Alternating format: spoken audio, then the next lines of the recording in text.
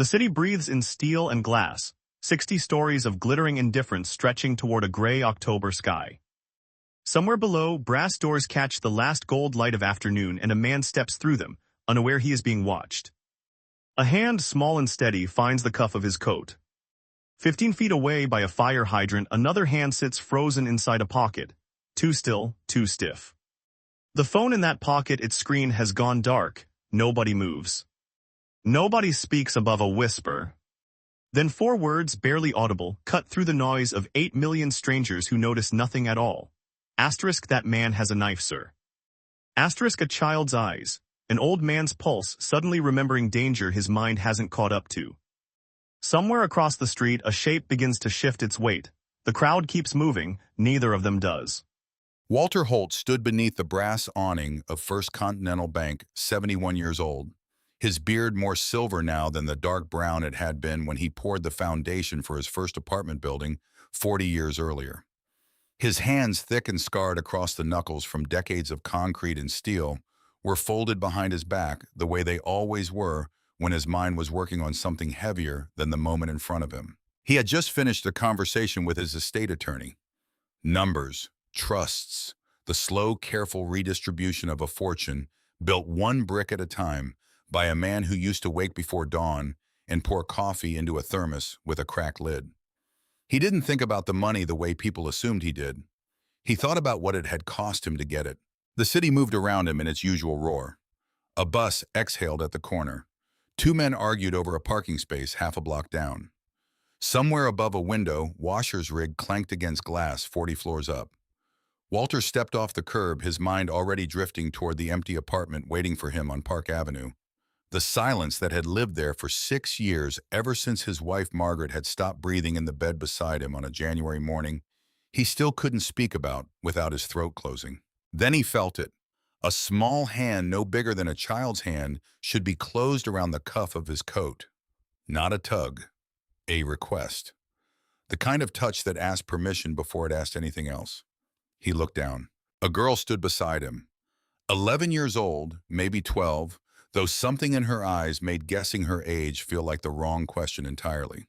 Her hair was braided tight against her scalp, the ends held by 2 rubber bands that didn't match one, faded green one, a worn-out shade of purple. She wore a gray hoodie 3 sizes too large, the sleeves rolled twice at the wrist, and sneakers stuffed with newspaper at the toes to keep them from sliding off her feet. In her other hand, she held a piece of cardboard, the kind people wrote on when the world had stopped listening to them any other way.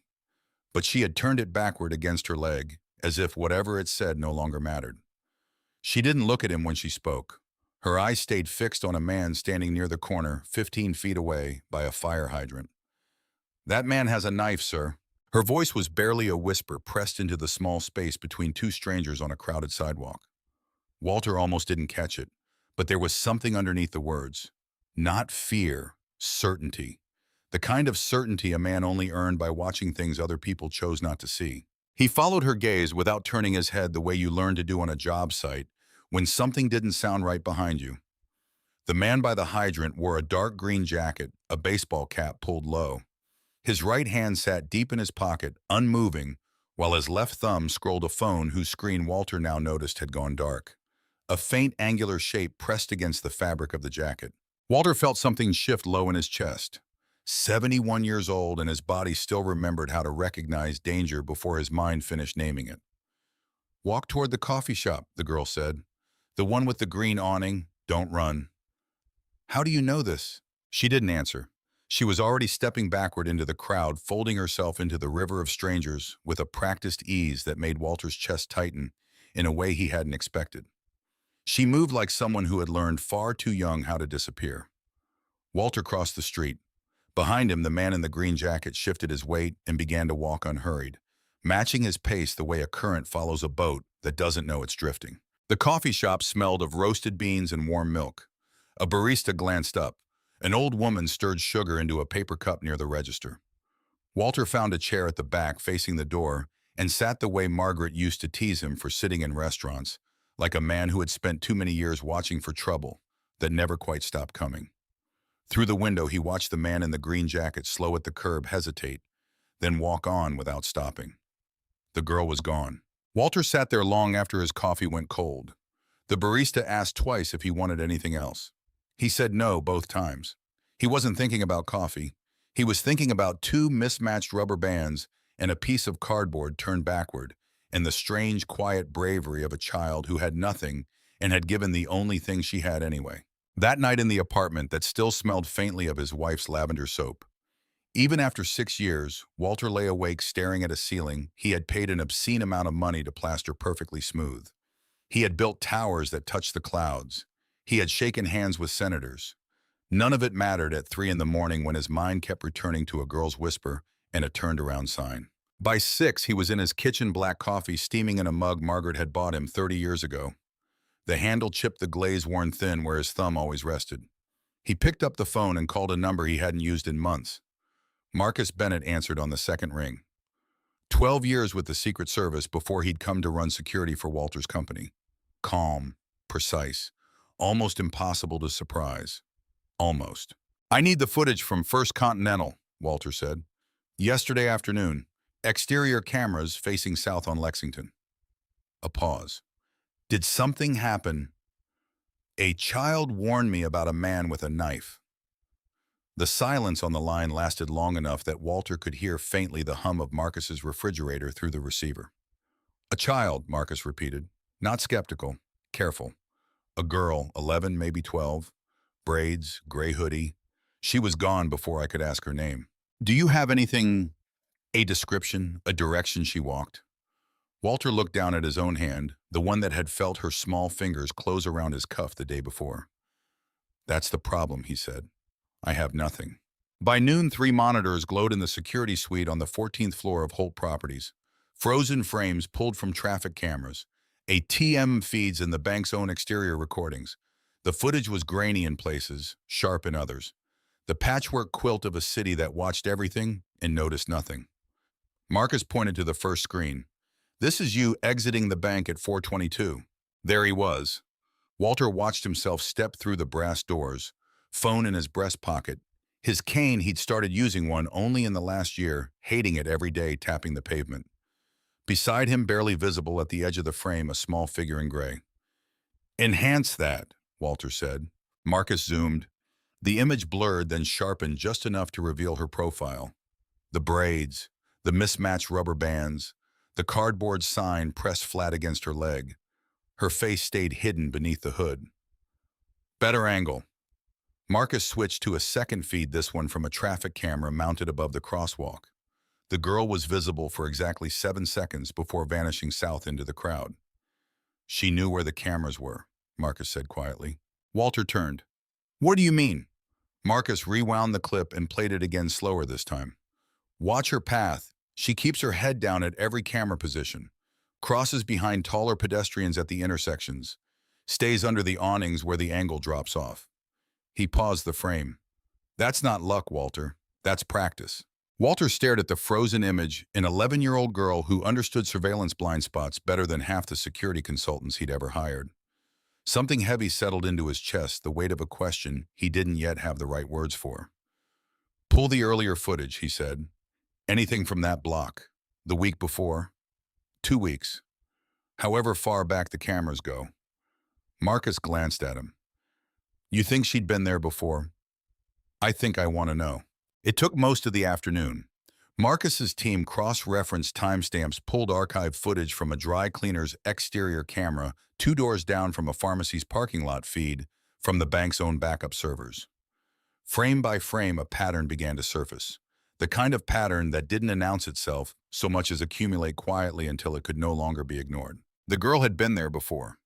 11 days earlier, standing near the same corner, watching the same private entrance, Walter used the unmarked side door reserved for clients with accounts above a certain threshold, a door most pedestrians walk past without a second glance.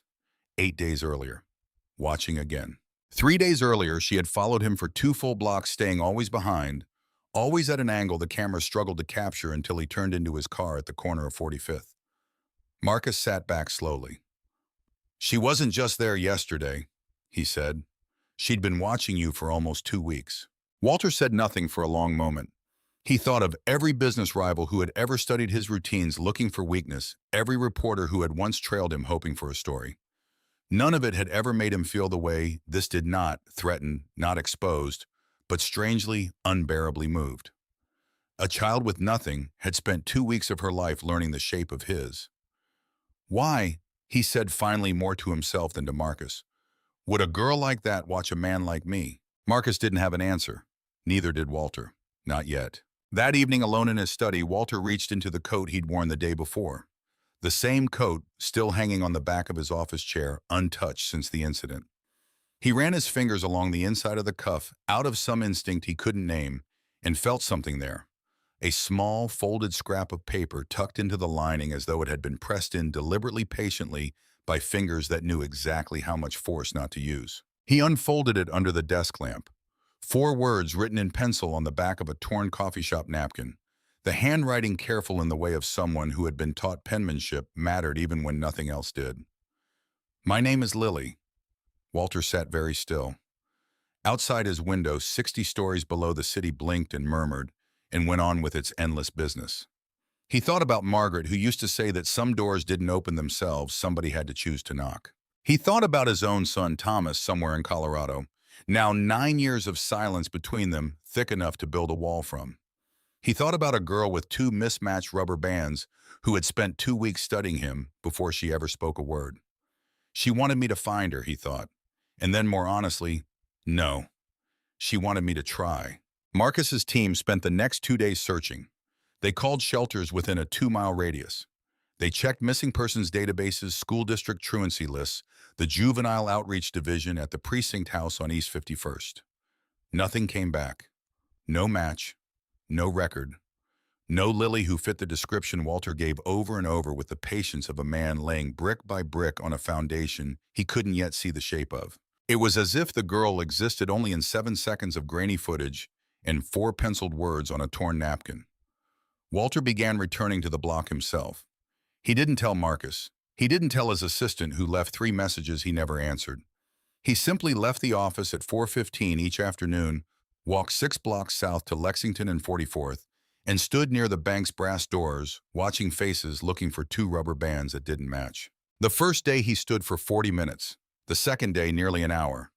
On the third, a light rain began to fall, and he stayed anyway, his wool coat darkening across the shoulders, while commuters hurried past beneath their umbrellas, throwing him the occasional curious glance, an old man standing still in the rain on a street corner for reasons no one could guess. He knew how it looked. A 71-year-old billionaire loitering on a sidewalk, searching for a child whose last name he didn't know. His driver called twice. He let it ring. On the 4th day, something changed. Not because he found Lily, because Lily found him. He was standing in his usual spot when a voice came from behind him, flat matter of fact, like someone commenting on the weather. You keep coming back. Walter turned. She was sitting on the steps of a brownstone across the street, half hidden behind a row of potted plants belonging to a ground-floor dental office. The gray hoodie was gone, replaced by a faded blue jacket 2 sizes too large zipped to her chin. The braids were the same. The rubber bands were still mismatched yellow and red now. The cardboard sign was nowhere in sight. Walter crossed the street slowly, his cane tapping a careful rhythm against the pavement. He sat on the step below hers, keeping a respectful distance, and for a moment neither of them spoke. You brought people to look for me, she said finally. It wasn't a question. How did you know? The shelter lady asked about an old man from a bank. She picked at a loose thread on her sleeve. She doesn't usually ask about us unless somebody important wants something. The words landed somewhere deep in Walter's chest, a place that had gone quiet years ago and was only now reluctantly beginning to ache again. I wanted to thank you, he said. Lily pulled her knees up toward her chest. You don't have to. What you did was dangerous. That man could have seen you talking to me. She shrugged, the gesture too practiced for someone her age. He didn't. He could have. She looked at him directly for the first time since he'd sat down. Her eyes were sharp, far older than the rest of her, carrying knowledge no classroom had ever taught. Dangerous is sleeping near the park at night, she said. Dangerous is eating food someone left on a bench because you don't know what's in it. Talking to you wasn't dangerous. It was easy. Walter said nothing.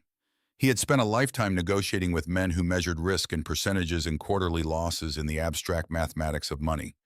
This girl measured risk in whether she would wake up safe. "Where's your family?" he asked as gently as he knew how. Lily's gaze dropped to the sidewalk. A pigeon landed near her foot, pecked once at a crack in the concrete, and flew off. "My mom got sick a long time ago. She's in a place upstate now." Her voice didn't waver. She spoke of it the way people spoke of weather that had already passed, something that happened, something that couldn't be undone. "My grandma raised me after that. We lived in the Bronx. Her apartment smelled like cinnamon. She kept sticks of it everywhere, said it kept the bad energy out."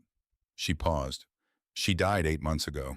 Walter felt his breath slow the way it did sometimes on a job site right before something went wrong. "What happened after?" "Group home in Brooklyn, then a foster place in Queens, then another one." She counted them off on her fingers the way other children counted birthday candles. "And then, I left the last one." Her jaw tightened almost imperceptibly. "The man in that house locked the bathroom door from the outside at night. Nobody believed me when I said something." Something cracked open in Walter's chest. Not pity, something sharper, heavier, closer to shame. The kind of shame that belonged to every man who had ever built something and assumed it worked because he never had to live inside the parts that didn't. "How long have you been on your own?" "Since March," she said it plainly. 5 months. 5 months. A child surviving alone in one of the most expensive cities on earth, invisible to every system built in theory to protect her. "Are you hungry?" Walter asked. Something flickered at the corner of her mouth, not quite a smile, but close. "You're the 4th person who's asked me that this week." "What did you tell the other 3? "No." She glanced at him sideways. "But they didn't come back 4 days in a row." They walked 3 blocks to a diner that had stood on the same corner for 40 years. Cracked vinyl booths, a neon sign that buzzed faintly even in daylight. Walter had noticed her glance at it twice while they talked, the way someone looks at a door they want to walk through, but never expect to. The hostess seated them by the window. Lily slid into the booth and picked up the laminated menu with both hands, holding it like something valuable. She read every line, not skimming the way a person reads when choosing as a luxury they haven't had in a long time. Walter ordered coffee. Lily ordered a grilled cheese sandwich, tomato soup, and orange juice. When the food came, she didn't eat right away.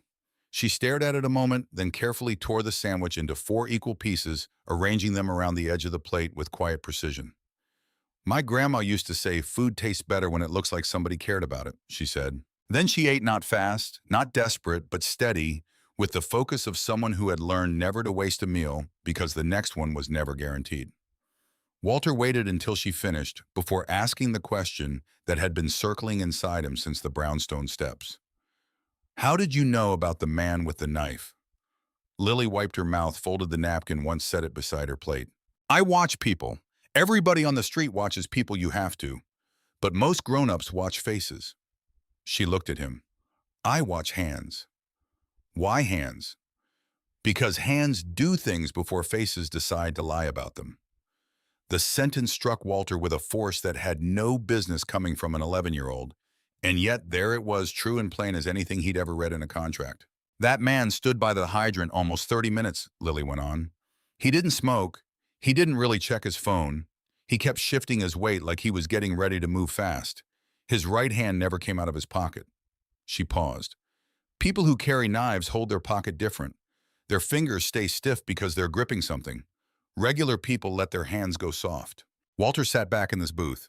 Marcus, a man trained by the United States Secret Service, had needed surveillance footage and digital enhancement to confirm what this child had seen in real time, with nothing but her own eyes and 5 months of practice staying alive. "You said he'd been watching me since I went inside the bank." "He had." "How did you know it was me?" She looked at him as if the answer should be obvious. "You were the only one who used the side door." Walter felt something shift in his chest a second time that day.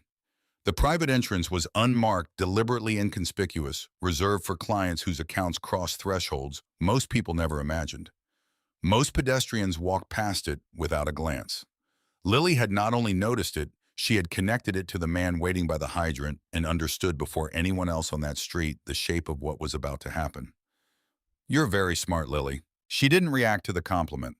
She picked up her orange juice and took a slow sip. "Smart doesn't matter when nobody's listening." The words carried no bitterness, which was what made them unbearable. She wasn't angry. She had simply accepted at 11 years old a truth most adults spent their whole lives pretending wasn't true, that being right meant nothing if the person speaking had already been decided to be unimportant. Walter set his coffee cup down carefully, as if it might break. "I want to help you," he said. "Help me how? I don't know yet, but I have resources. People who can look into your mother's care, your foster file, find somewhere safe for you." Lily studied him the way she'd studied the man by the hydrant measuring weighing, watching his hands more than his face. "The last person who said that filled out a form," she said. "I never saw her again." "I'm not filling out a form." "Then what are you doing?" Walter looked at her across the table, the cracked vinyl, the rain-streaked window, the neon sign buzzing outside, and understood with a clarity that surprised him that whatever he said next would matter more than any deal he had ever closed in 40 years of business. "I'm sitting here," he said, "and I'm coming back tomorrow." Lily didn't answer right away. She looked out the window at the people passing at the city that moved around her every day without slowing down for anyone. Then she looked back. "The soup was good," she said. It wasn't gratitude, it wasn't trust, but it was the first door she had opened in a long time, and Walter understood that walking through it would cost him something money had never been able to buy. Patience. The kind that proved itself not through grand gestures, but through the simple, stubborn act of showing up again. That night back in his study, Walter called Marcus a second time. "I need you to look into something else," he said. "The man in the green jacket. I want to know who he is, and I want to know if this was the first time." Marcus worked through the weekend. By Monday morning, he stood in Walter's office with a folder thick enough to need both hands. "His name's Derek Voss," Marcus said, sliding a printed photo across the desk. "Or at least that's the name on 3 different aliases NYPD's flagged. He's been linked to 2 attempted robberies targeting bank clients in the past 6 weeks, both within a 6-block radius of First Continental. Same pattern every time tall utility jacket works alone, waits near the private entrances." Walter studied the photograph. The same dark green jacket, the same baseball cap. A man who had stood at a fire hydrant for half an hour waiting for someone he'd decided was worth the risk. "There's something else," Marcus said, and something in his voice made Walter look up. "I pulled property crime reports going back 2 years for the block where Lily's grandmother lived in the Bronx. There was a string of robberies targeting elderly residents near the train station 18 months ago. One of the victims was an elderly woman beaten during a break-in, never fully recovered. Hospital records list complications consistent with the injuries for the rest of her life." Marcus paused. "The address matches the building Lily described, cinnamon sticks by the window." Walter sat very still. "Her grandmother," he said quietly. "It looks that way. The case was never closed. No arrests." Marcus hesitated. The description of the suspect from that report, tall, dark jacket, worked alone. "It's not definitive, but it's close enough that I think we have to consider it's connected. Possibly even the start of the same pattern that's still going on now." Walter closed his eyes. He thought of cinnamon sticks kept against bad energy, and a girl who had learned to read a stranger's hands well enough to save a man's life on a sidewalk. He thought of how much of that skill might have been bought with someone else's suffering.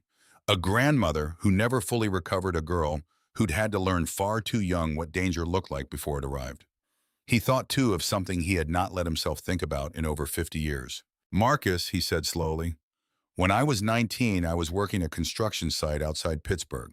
My younger brother Daniel was supposed to meet me there after his shift at the mill. 2 men jumped him for his pay envelope 3 blocks from the gate." Walter's voice didn't rise, didn't break, but something in it had gone very far away. "He didn't make it home that night. I was the one who found him." Marcus said nothing.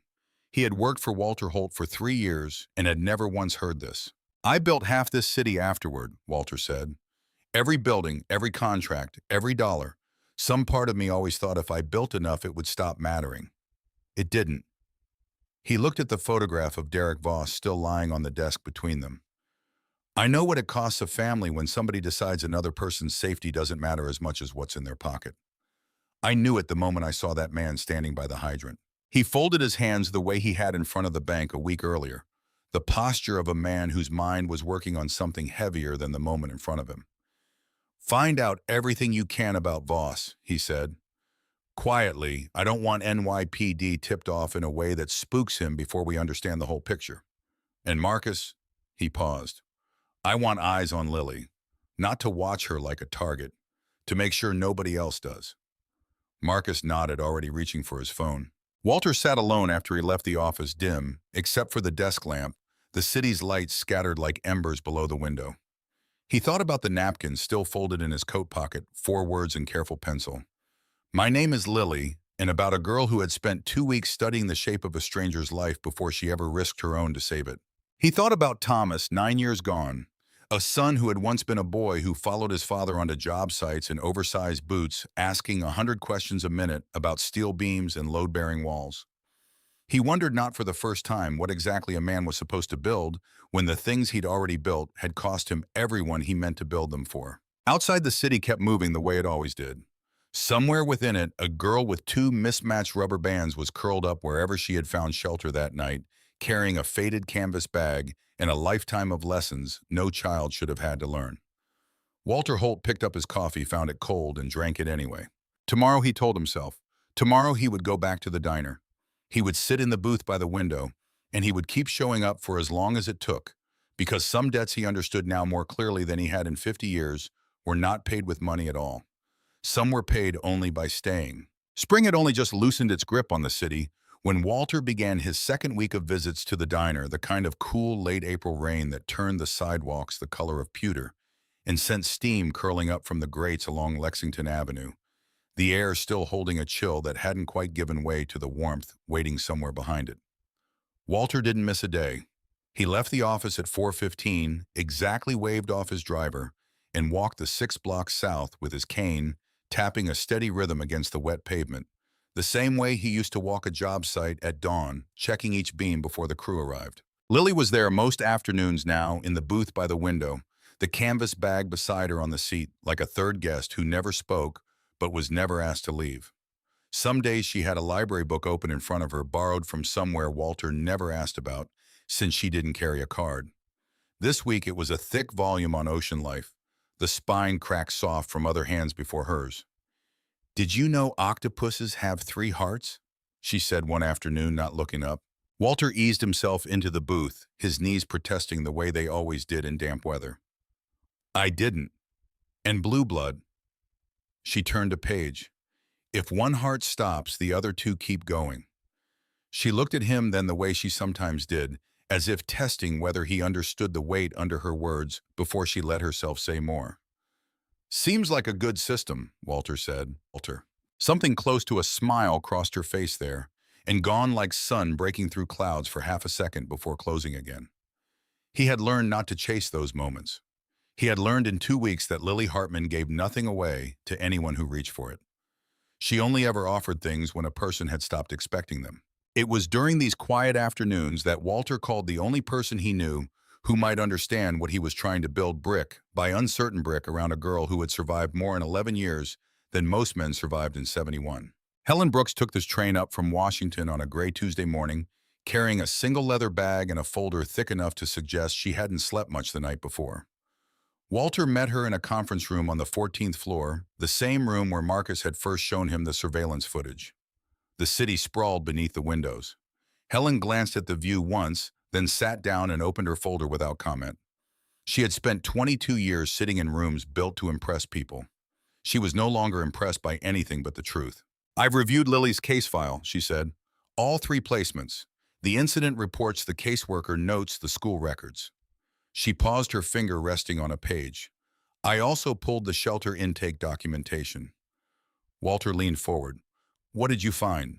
Helen placed a single sheet on the table, a photocopy of a handwritten form, the kind filled out when a minor entered emergency housing.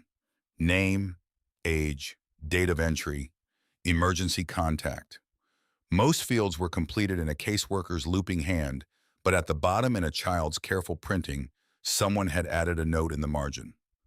I can take care of myself. Please don't send me back. Walter stared at the words for a long moment. Helen let the silence hold before she spoke again. She entered the shelter system 7 months ago after leaving the 3rd foster placement, stayed 11 days, then aged past the emergency bed limit. She closed the folder gently, the way one closes a door on a room nobody wants to look into too long. After that, the record goes cold. What does that mean? It means nobody followed up. She became what the system calls a runner, a child who leaves placement and doesn't return. There's a file, there's a flag. But unless someone actively searches that flag, just sits in a database gathering dust, while the child it's supposed to protect is out there on her own. Walter stood and walked to the window, his cane silent on the carpet. Below him, the streets moved in their usual current delivery trucks, double-parked pedestrians, crossing against the light. A city of millions that had managed somehow to lose track of one girl with mismatched rubber bands in her hair. "There's more," Helen said. "I want you to see the report from the third placement, the one where she says the door was locked." She slid another document across the table. 3 paragraphs typed dated 9 months earlier. The investigating caseworker had visited the home, spoken briefly with the foster parent, and closed the case within 48 hours. No follow-up interview with Lily, no physical inspection of the door in question, no second opinion sought from anyone. The report ended with a single sentence that made Walter's jaw tighten. The child's account could not be corroborated and is considered unreliable due to her history of placement instability. Unreliable, Walter repeated the word sour in his mouth. It gets worse. Helen's voice stayed level, though something underneath it had gone flat and cold. I cross-referenced the caseworker's name against other files from the same agency office going back 3 years. She handled 11 cases involving allegations of inappropriate conduct in foster placements over that period. 9 of them were closed within 72 hours with nearly identical language. Could not be corroborated. 3 of those 9 homes were later flagged for unrelated violations and shut down. Walter turned from the window. "You're telling me this wasn't one bad placement?" "I'm telling you it was a pattern nobody bothered to notice because noticing would have meant admitting the system had failed this badly this many times, and nobody wanted to be the one writing that report." Helen met his eyes. "Lily wasn't unreliable, Walter. She was inconvenient. There's a difference, and the people responsible for protecting her never learned it." Walter sat down slowly, the weight of 71 years pressing harder into his joints than usual. He thought of the locked door Lily had described on the brownstone steps, the flatness in her voice when she told him about it, as though she had long ago stopped expecting anyone to be surprised. "I want this looked into properly," he said, "not buried in another file nobody reads." "It will be," Helen said. "But Walter, that's a fight for another day. The fight in front of you right now is smaller and bigger at the same time. It's just one child, and whether you're willing to do for her what an entire system couldn't." He looked at her for a long moment. "I am." "Then we should talk about what that means." What it meant, Helen explained, was a private guardianship petition, a request that a judge grant temporary custody to someone with no criminal history, stable housing, financial resources, and a demonstrated relationship with the child. It meant a home study, a background investigation, weeks, possibly months of paperwork, and waiting with no guarantee of the outcome. "There's one more thing," Helen said, closing her folder. "Lily has to want this. You can't rescue someone who hasn't asked to be rescued. You can only offer something steady and let her decide whether she's ready to reach for it." Walter nodded slowly. He had built towers by understanding load and pressure, the exact point where steel could bend without breaking. He understood somehow that this was no different. You didn't force the weight. You let it settle in its own time, or the whole structure failed. That afternoon, he walked into the diner and found Lily already in the booth, a paper napkin spread in front of her, a borrowed pen in hand. She'd sketched a building tall and narrow, dozens of small windows, and in one of them, a tiny figure looking out. "What's that?" Walter asked, easing into his seat. She turned the napkin toward him. "The shelter where I stayed last winter." She pointed at the small figure in the window. "That's the woman who gave me extra socks when it got cold." Walter studied the careful lines, the patient attention given to every window. "She sounds kind." "She got fired in January." Lily said it plainly without looking up. "For letting kids stay past checkout time." The sentence sat between them like a stone dropped into still water. Walter said nothing. He had learned in 2 weeks that some truths didn't need a response. They only needed someone willing to hear them all the way through. He told her about Helen that day, not the legal strategy, not the court filings, not the slow architecture being built quietly around her. Just that there was a woman who helped children like her. Someone who listened. someone who understood how the system worked, and more importantly, where it broke. Lily's expression didn't change while he spoke. She listened the way she always listened, completely carefully, weighing every word for its honesty before deciding what to do with it. "Does she work for you?" she asked when he'd finished. "No, she works for herself." "Is she going to put me in another house with strangers?" "Not unless you want her to." Lily closed the book on her lap, fingers lingering on the cover. "My grandma used to say, promises are just words that haven't been broken yet." Walter didn't flinch. "Your grandmother sounds like she was honest." She was. Lily looked out the window. A bus passed, then a cyclist, then a woman pushing a stroller through the thinning rain. The ordinary world kept turning indifferent to the quiet decision being made in a cracked vinyl booth. "I'll meet her," Lily said finally. "But I'm bringing my bag." "Of course," Walter said. He didn't ask why. He already understood. The bag wasn't luggage. It was a decision carried everywhere, ready in case the world proved itself unworthy of trust one more time. The meeting took place the following Friday in the same booth by the same window. Helen arrived early, ordered tea, and sat on the side facing the door, leaving the opposite seat for Lily. "I sit where the child can see the exit," she told Walter when he started to take that seat instead. "She needs to know she can leave whenever she wants." Walter moved to a stool at the counter without another word. Lily arrived precisely on time, the canvas bag over one shoulder. Her eyes sweeping the room the way they always did, counting exits, reading strangers, measuring the temperature of a room before deciding whether to step further into it. Then she saw Helen, and something in her posture shifted just slightly. For the first several minutes, Helen asked nothing about foster care, nothing about the system, nothing about what had happened or where Lily had been. She asked about the library book, whether Lily had finished the chapter on the mimic octopus. Lily frowned. "No. It can change its shape to look like other animals," Helen said. "Flatfish, lionfish, even sea snakes. Scientists think it survives in open water, no armor, no venom, nowhere to hide by being smarter than everything around it." Something shifted in Lily's expression. Not trust, not yet. Recognition, the particular look of someone realizing for the first time that she was being seen clearly. The conversation went on gentle and unhurried until Lily finally asked the question that mattered. "What happens if I say yes to whatever this is?" Helen set down her tea. "First, I file a petition with family court here in Manhattan. It asks a judge to consider a temporary guardianship arrangement. Someone becomes legally responsible for your safety, your schooling, your medical care, while we figure out a permanent plan." "Who?" Lily glanced toward the counter where Walter sat, pretending to read a newspaper he hadn't turned a page of in 10 minutes. "Him if you want it to be." "Why would he do that?" "Because you saved his life," Helen said simply. "And because some people, when they finally understand the world isn't fair, decide to make their little corner of it better." Lily pulled the canvas bag closer against her side. "What if it doesn't work?" "Then we try something else. But I don't leave until we find something that does." "The last caseworker said something like that." "I know," Helen said, her voice steady. "And she was wrong to leave. I won't tell you I'm different because words don't prove anything. Time does." The diner hummed quietly around them. The coffee machine hissed. Outside, the city moved on in its relentless rhythm. "My mom," Lily said finally. "What about her?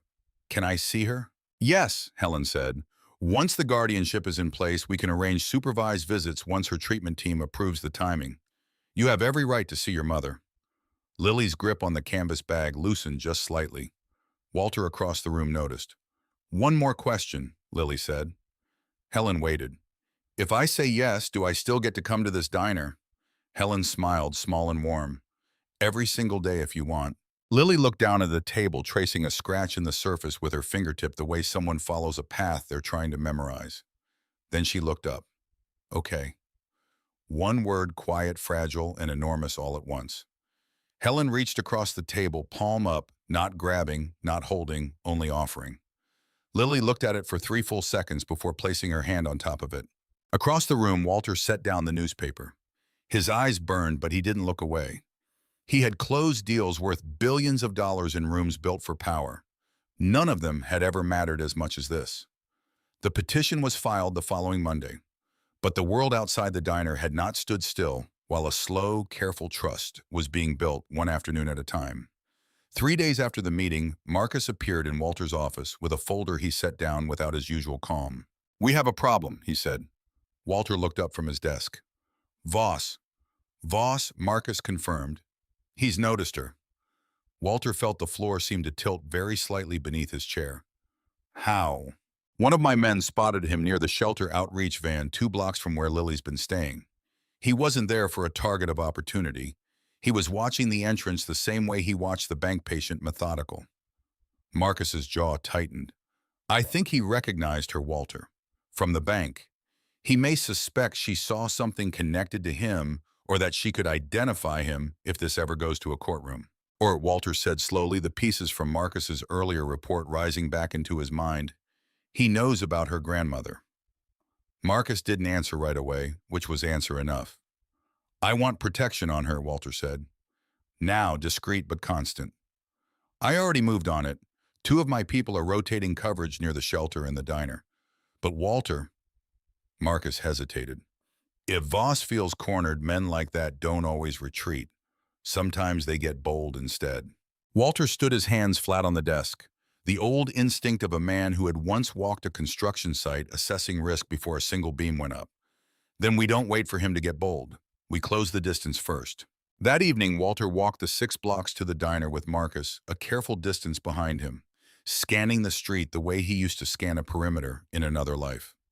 The rain had stopped, leaving the pavement slick and dark, reflecting the neon signs and long broken streaks. Lily was already in the booth. She looked up when he sat, and something in her face told him she already knew. "You found out," she said. "Found out what?" "That he's been watching the shelter." Walter went very still. "How do you know that?" "Because I watch hands remember." Her voice was steady, but her fingers, Walter noticed, were pressed flat against the table the way a person braces against something before it hits. "He walked past twice yesterday, once in the morning, once before dinner. He didn't look at the building. He looked at the door.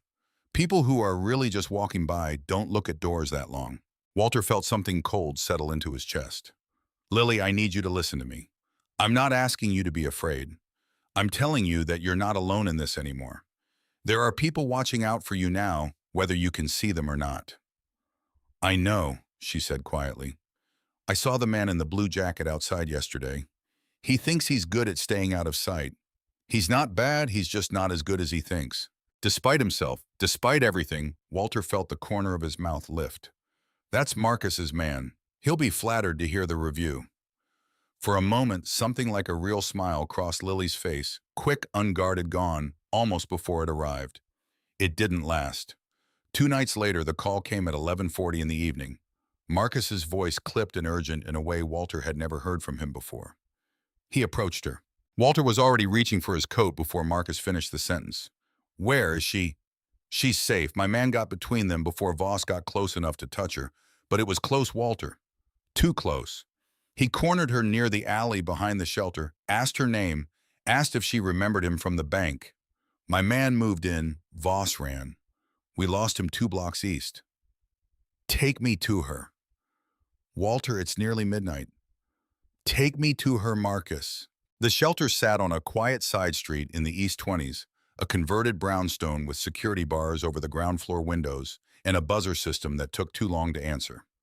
Walter waited on the stoop, his cane gripped tight in one hand, his heart hammering in a way it hadn't in years.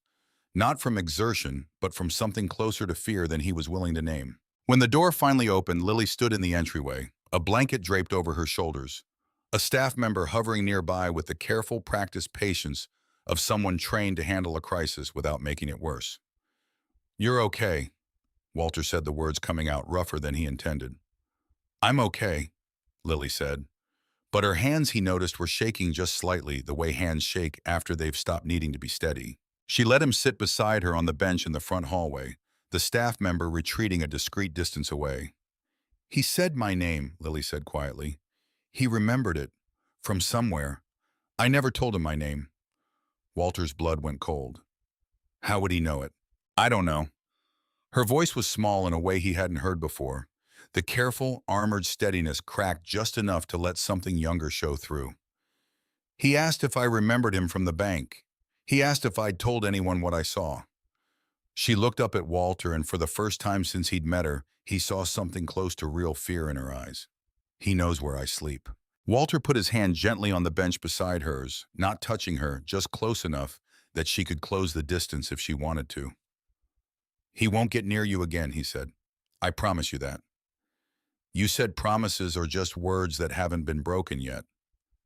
I did. Walter's voice didn't waver.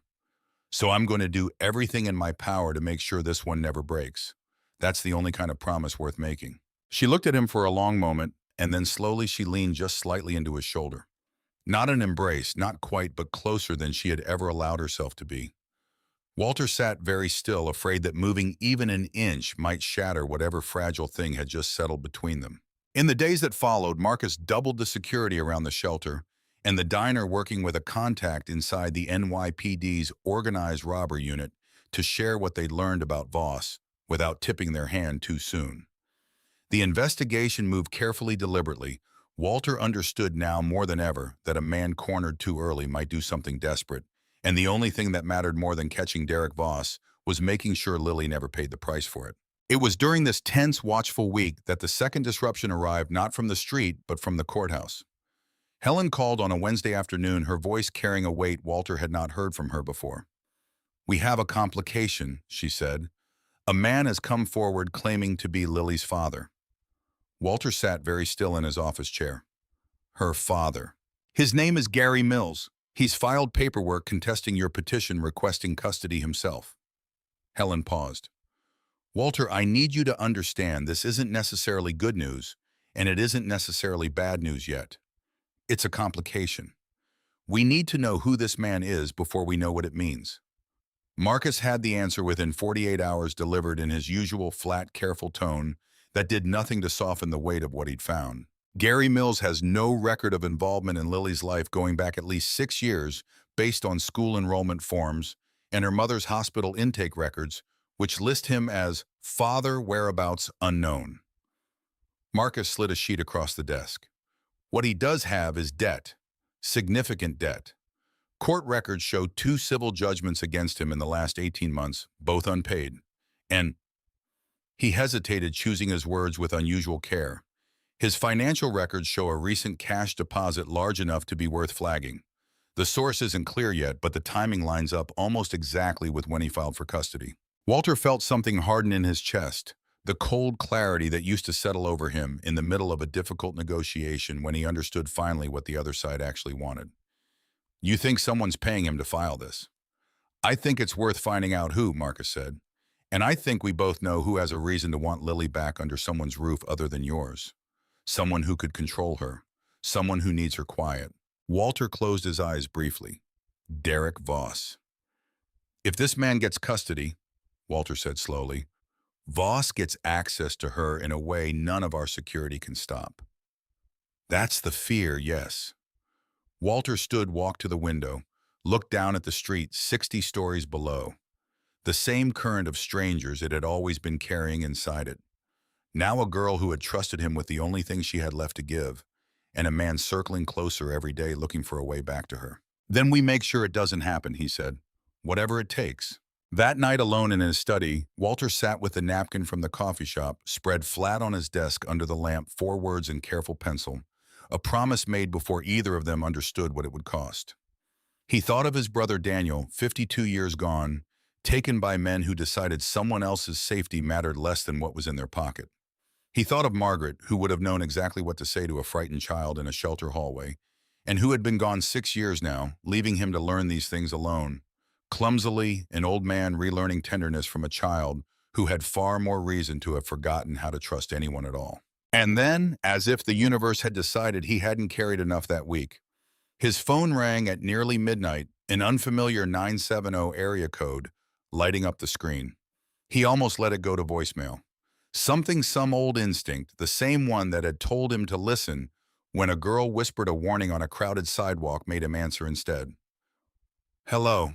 There was a long pause on the other end, long enough that Walter nearly spoke again, before a voice finally came through, older now, rougher, but unmistakable even after 9 years of silence. Dad. Walter's hand tightened around the phone. Thomas. Neither of them spoke for a moment. Outside, the city hummed on, while inside the quiet study, an old man sat holding a phone to his ear, listening to the breathing of a son he had not heard from since the funeral, since the argument over the will that should never have mattered as much as it had since the words they'd both said and never taken back. "I heard something," Thomas said, finally, his voice careful, uncertain, "from an old friend in the city, about a girl, about you trying to get custody of some kid you found on the street." A pause. "Is that true?" Walter closed his eyes, the napkin still spread beneath his fingers on the desk. 4 words in pencil, holding more weight than he could have imagined 2 weeks earlier. "It's true," he said. Another silence, longer this time. "Why?" Thomas asked, and there was something underneath the question that Walter recognized immediately. Not accusation, not quite, but something close to it. Something that sounded more than anything like a son trying to understand why his father had found room in his life for a stranger's child when there had never seemed to be room for his own. Walter sat with the question a long moment before he answered, because he understood with the same clarity that had once told him exactly how much weight a beam could bear before it broke, that whatever he said next would either begin to rebuild something or finish tearing it down for good. "Because nobody ever came back for her," he said quietly. "And I started to wonder, Thomas, how many times in your life I let that same thing happen to you." The silence on the line stretched on, neither of them speaking. 2 men separated by 9 years and 1,700 miles, each one waiting to see whether the other was finally ready to stay on the call. Thomas didn't hang up that night. Neither did Walter. They talked until nearly 2 in the morning, 2 men relearning the sound of each other's voices across 9 years of silence. The conversation moving in fits and starts, circling old wounds without quite touching them, the way 2 strangers might circle a fire too hot to stand near, yet too cold a night to walk away from. By the time Walter finally set the phone down, the city outside his window had gone quiet in the particular way it only did in the hour before dawn. He sat for a long while in the dark, the napkin still spread beneath the desk lamp, and allowed himself for the first time in 6 years something close to hope. But hope Walter had learned in 71 years of building things that other men said couldn't be built was never free. It always came with a bill attached, and the bill for this one arrived 3 days later in the form of a courtroom summons and a name that made Marcus's jaw tighten the moment he read it aloud. Gary Mills's custody filing had been assigned to the same family court judge, already overseeing Walter's guardianship petition, a man named Harold Green, 61 years old, nearly 2 decades on the bench, known equally for his suspicion of wealthy petitioners and his insistence on hearing directly from the children involved. Walter had expected resistance going in. He had not expected the resistance to arrive wearing the face of a man claiming to be Lily's father. The first hearing took place on a Wednesday morning in mid-May, the courtroom small and overheated fluorescent light flattening every face in the room into the same tired gray. Walter sat beside Helen at one table.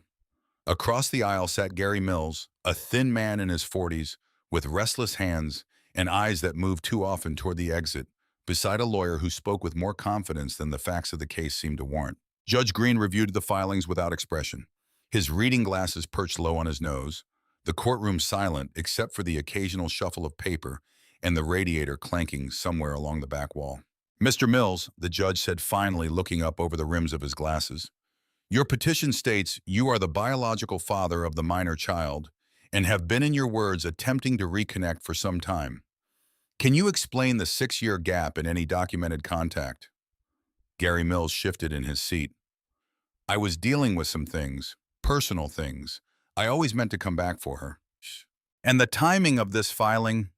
Judge Green continued, his voice level, unhurried, the voice of a man who had heard 1,000 explanations and learned to listen past them to whatever lay underneath.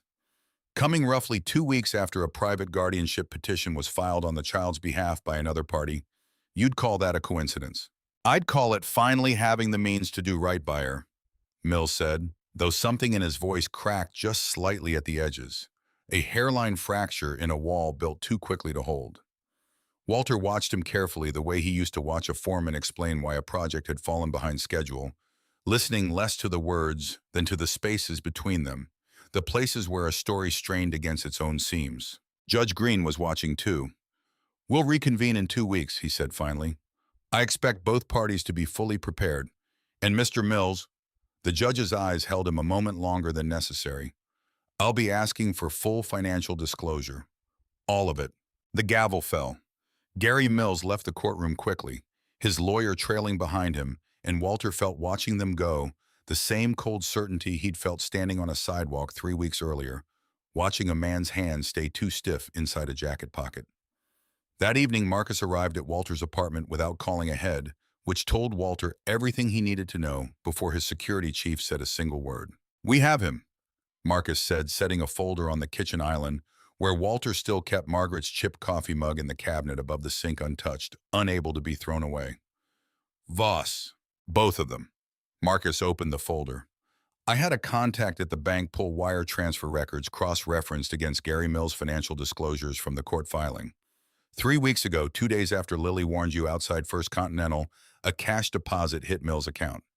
$8,000. No documented source." He slid a printed statement across the counter. "I traced the withdrawal it came from. A shell account linked through 2 layers of paperwork to a man named Derek Voss." Walter felt the floor seemed to tilt beneath him a second time in as many weeks. "Voss is paying him to file for custody." "That's the read," Marcus said. "Think about it from his side. Voss can't get near Lily directly anymore. We've got eyes on the shelter, the diner, every route she takes.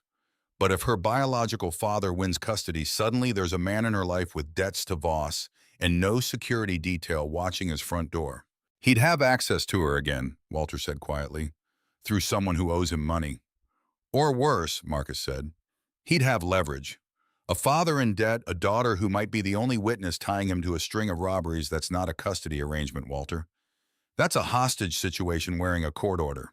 Walter sat down slowly at the kitchen island, the same stool he'd sat on the morning after the bank drinking coffee from Margaret's chipped mug, while his mind worked through numbers far heavier than any trust restructuring.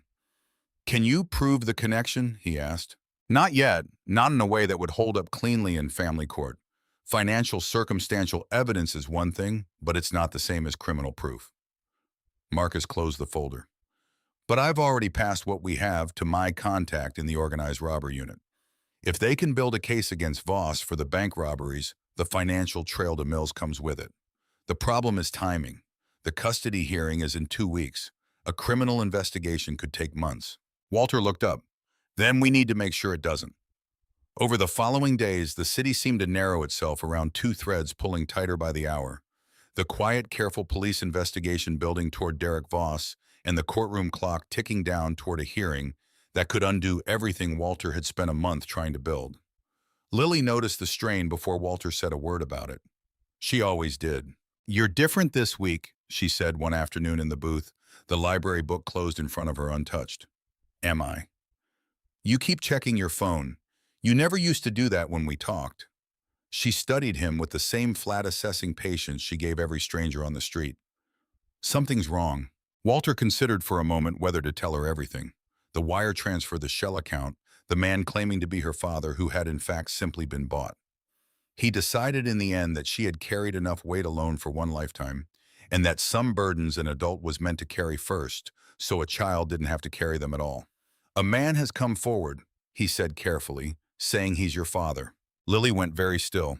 The color didn't drain from her face so much as settle all at once into something hard and unreadable. "Gary," she said. Walter blinked. "You know him?" "I remember him. Barely." Her voice had gone flat in the particular way it always did when she was protecting herself from something. "He left when I was 5.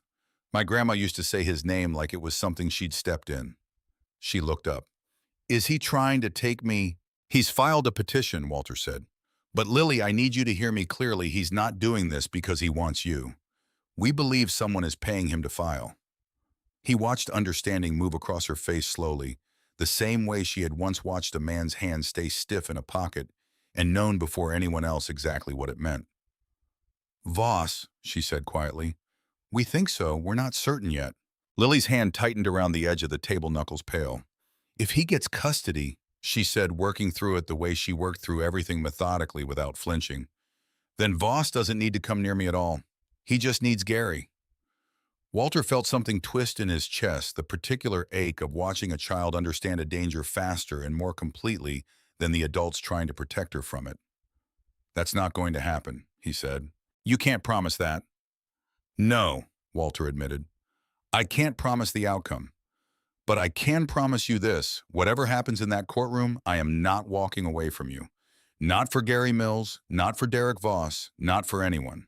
Lily looked at him for a long moment, the same searching look she'd given him on the brownstone steps weeks earlier, weighing his words the way she weighed everything. For honesty, for weight, for whether they would survive contact with the world outside this booth. Okay, she said finally, and it was Walter understood the same words she'd given Helen across this same table weeks earlier. Quiet, fragile, enormous. The second hearing arrived faster than Walter felt ready for the courtroom. No less overheated, the radiator clanking the same uneven rhythm along the back wall. Gary Mills sat across the aisle again, thinner than before, his hands more restless. A man visibly aware that the ground beneath his story had begun somewhere in the last 2 weeks to shift.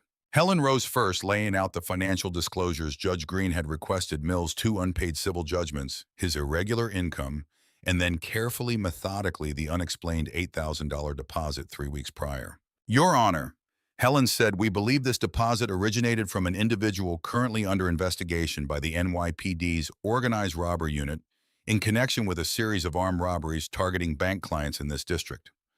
We believe Mr. Mills' sudden interest in custody is directly connected to that individual's interest in the minor child. Gary Mills' lawyer stood quickly. Your Honor, this is speculation. It's a documented financial transaction, Helen said evenly, traced through bank records occurring 2 days after the minor child was the subject of an attempted intimidation by a suspect in an active criminal investigation. I'd hardly call that speculation. Judge Green removed his glasses, slowly set them on the bench, and looked at Gary Mills with an expression that had over 2 decades made stronger men than him fold under its weight. Mr. Mills, the judge said, would you like to explain the source of the $8,000 deposited into your account 3 weeks ago? Mills' mouth opened, then closed. His lawyer leaned toward him, whispering something Walter couldn't hear, but whatever it was, it didn't seem to help. The silence stretched long enough that the radiator's clanking became briefly the loudest sound in the room. I want to recess this hearing, Judge Green said finally, pending further information from the NYPD regarding the criminal matter referenced in counsel's filing. Mr. Mills, I'd strongly advise you retain separate counsel for any criminal exposure this connection may carry. He looked at Mills a moment longer. This court takes very seriously the possibility that a child's welfare has been used as leverage in a criminal enterprise. Very seriously. The gavel fell. Gary Mills left the courtroom that day looking for the first time like a man who understood exactly how much trouble he was actually in. 3 days later, the trap that Marcus and the NYPD had spent weeks quietly building finally closed. Walter received the call from Marcus just after 7 in the morning, standing in his kitchen with coffee steaming in Margaret's chip mug, the early morning light pale and gray through the windows. They got him, Marcus said. Voss, arrested early this morning at an address in Queens along with 2 associates. They recovered a knife matching the description from the bank incident, along with evidence connecting him to both prior robberies. And Walter? Marcus paused. They found financial records tying the deposit to Mills directly to Voss's account. It's airtight. Walter closed his eyes, the relief moving through him in a wave that nearly buckled his knees. 71 years old, standing alone in a kitchen, too quiet for 6 years, finally exhaling a breath he hadn't realized he'd been holding since a girl whispered a warning to him on a crowded sidewalk. Does Mills know yet? He will within the hour. My contact says he's already talking and trying to negotiate himself out of an accessory charge by cooperating fully. Marcus's voice carried something close to satisfaction. I'd guess that custody petition gets withdrawn before the day's out. It did. By that afternoon, Helen called to confirm that Gary Mills, through his newly retained criminal attorney, had filed to withdraw his petition entirely, citing his inability to provide a stable, safe environment language Helen suspected had been chosen as much to protect him from further scrutiny as out of any genuine concern for Lily's welfare. Walter didn't care about his reasons. He cared only that the danger circling Lily for nearly a month had finally fully broken apart. He found her that evening in the booth by the window, the canvas bag beside her, the library book open to a chapter she wasn't reading. He sat down across from her, and before he could speak, she looked up and said simply, "It's over, isn't it? I can tell by your face." "It's over," Walter said. "Voss is in custody. Gary withdrew his petition." Lily sat with that for a long moment, her expression unreadable in the particular way it always was when something mattered too much to show on the surface. My grandma used to say bad things come in threes, she said finally. The knife, the locked door, Gary. She looked at Walter. I keep waiting for the fourth one. There isn't going to be a fourth one, Walter said. Not the kind you mean. You can't promise that. No, he admitted again, the same honest answer he'd given her weeks before. But I can promise I'll be standing right here when whatever comes next arrives. That's the only promise that's ever actually meant anything in my life. Lily looked at him a long moment, and then for the first time since the night outside the shelter, she let herself lean fully into the booth's worn cushion, her shoulders dropping in a way Walter hadn't seen before. Not guarded, not braced, simply tired. The exhaustion of a child finally allowed to stop watching every door. The temporary guardianship was granted 2 weeks later. Judge Green signing the order with the same unhurried scratch of pen against paper that had marked every step of this strange, improbable journey. Lily moved into the guest bedroom of Walter's penthouse on a Saturday afternoon in mid-June, the room prepared in advance by Marcus's team new bedding, a bookshelf stocked with titles Helen had recommended a desk near the window overlooking Central Park. Lily stood in the doorway a long time without entering.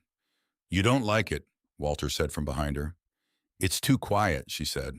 He didn't understand at first, then he did. She had spent months sleeping in shelters where 30 children breathed and coughed and whispered through the night on benches where the city never stopped humming around her. She had learned to fall asleep inside noise the way other children fell asleep inside silence. The perfect soundproof stillness of a penthouse bedroom wasn't comfort. It was disorientation. That night, Walter left the television playing low in the hallway, a nature documentary about coral reefs, the sound traveling faintly through her door. She slept 6 straight hours, the longest she had slept indoors in months. Other adjustments came slower.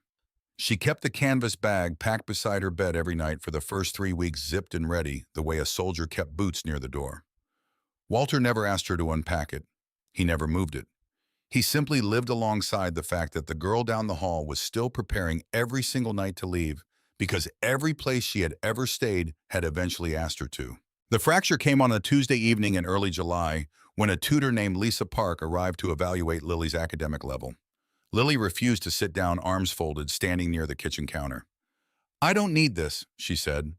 Lisa smiled gently. That's okay. We can just talk today. I don't want to talk either. Also okay. Lisa placed a workbook on the table and sat quietly. Lily watched her for nearly 4 minutes without speaking.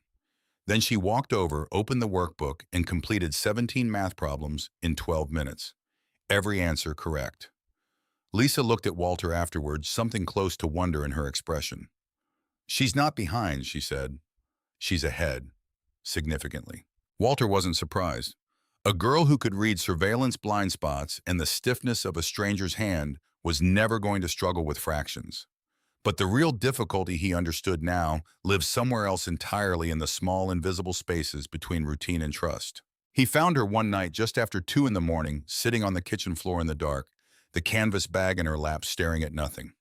Walter eased himself down beside her on the cold tile, his knees aching in protest, and said nothing. He didn't ask what was wrong. He didn't offer solutions. He simply sat there, an old man and a young girl on a kitchen floor 60 stories above Manhattan, sharing the kind of silence that exists between someone who has everything and someone who learned to survive without anything at all. After several minutes, Lily spoke.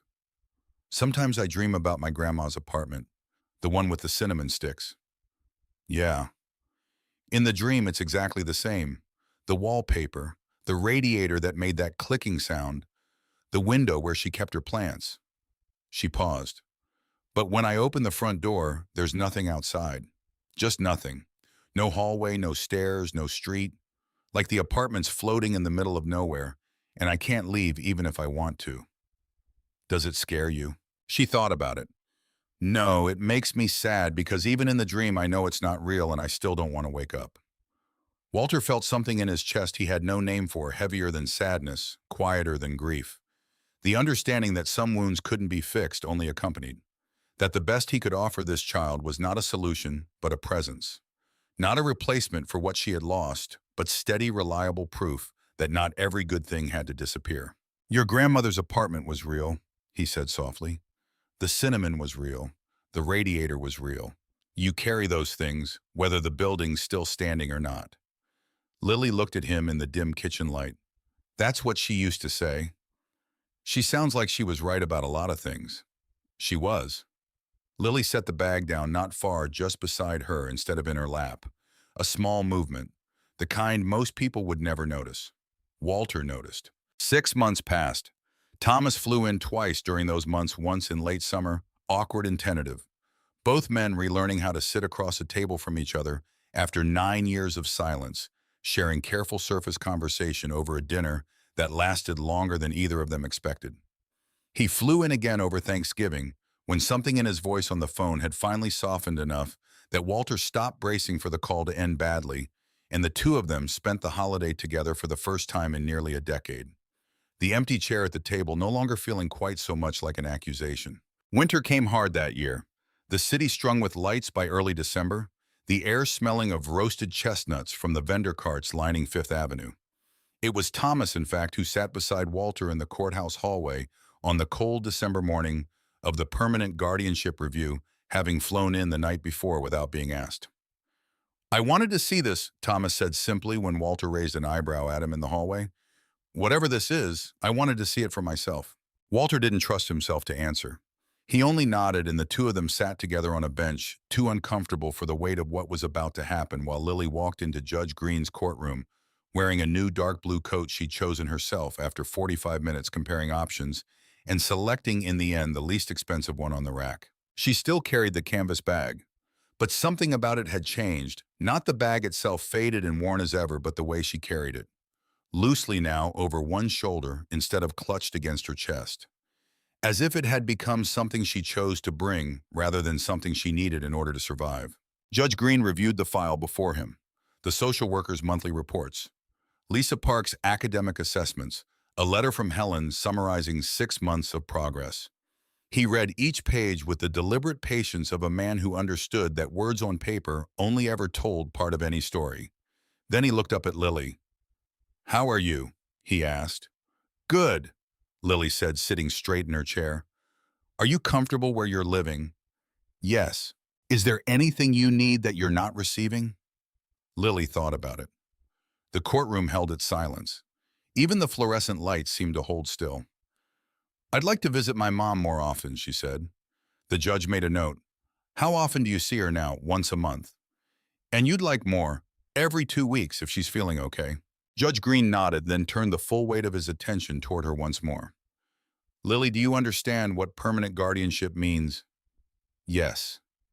"Tell me in your own words." Lily looked down at her hands, then back up. "It means he's responsible for me," she said. "Not because he has to be, because he chose to be." The judge held her gaze a moment, something passing across his face that might have been admiration, though he would never have called it that in open court. He turned to Walter.